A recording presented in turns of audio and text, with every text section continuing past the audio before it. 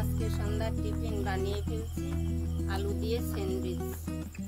নিয়ে নিচ্ছি পেঁয়াজ কুচি, লঙ্কা কুচি, টমেটো কুচি, গাজর কুচি, আলু, ব্রেড।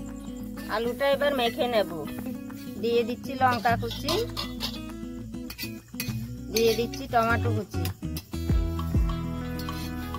দিয়ে দিচ্ছি পেঁয়াজ কুচি, স্বাদ মতো লবণ, দিয়ে দিচ্ছি গাজর কুচি।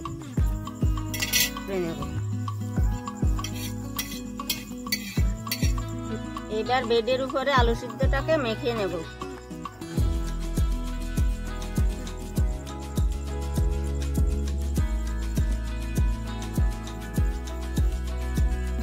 দিয়ে দেব অল্প সাদা তেল। রুটিটা দিয়ে দিচ্ছি। হয়ে গেছে, রুটিটা তুলে নিচ্ছি।